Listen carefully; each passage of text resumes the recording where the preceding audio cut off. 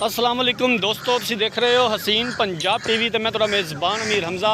दोस्तों सब तो पहले अपने चैनल हसीन पंजाब टीवी करो सबसक्राइब तो नाल लगे बैल का बटन दबाओ ताकि साड़ी हर नई आने वाली अच्छी और बेहतरीन वीडियो साढ़े वीरों तक आसानी नाल पहुँच सके और तुसीं वो वीडियो देखो। सब तो पहले अज जनाब अपने वीरों भरावां वास्ते एक जर्सी साहिवाल क्रॉस गां की वीडियो लैके हाज़र होए हैं।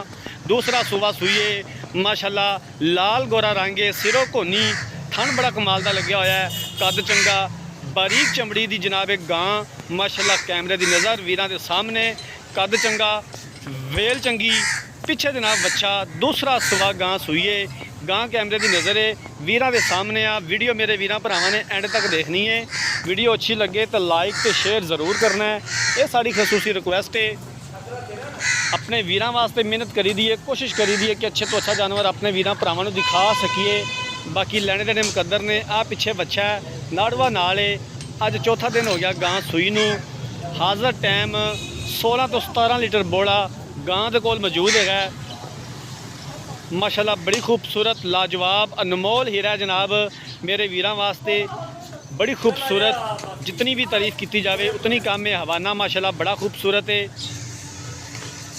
कला कला थान लगे होया माशाल्लाह, पूरा मुठदा थाने और सोहनिया विरला। हवाना कैमरे की नज़र वीरां दे सामने। हमेशा तो कोशिश रही है कि अपने वीरां नूं अच्छे तो अच्छा जानवर दिखा सकीए। बाकी लैने देने मुकद्दर ने। कैमरामैन साहब अच्छे तरीके नाल गां दिखानी है, दिखाने दे विच कोई कमी पेशी ना रहे। काफ़ी वीर भरा डिमांड करते हैं कि यार साहिवाल ते जर्सी का क्रॉस होवे ना। ये गावां गर्मी मनांदियां ने ना जनाब इन्हां नूं कोई होर मसला मसाइल। माशाल्लाह खूबसूरत जानवर।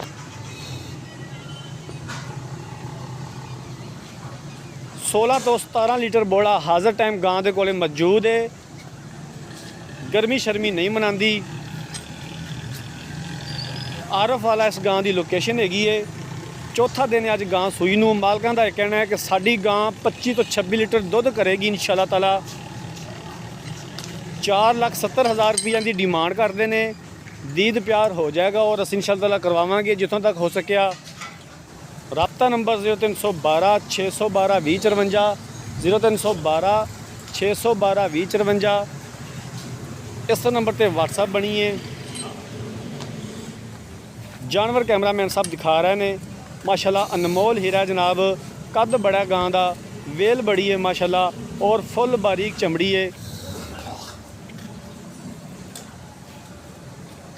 4,70,000 रुपया इस जानवर की डिमांड है। 16 तो 17 लीटर बोला हाज़र टाइम गां दे कोल मौजूद है। अज चौथा दिन है जनाब गां सूई नूं।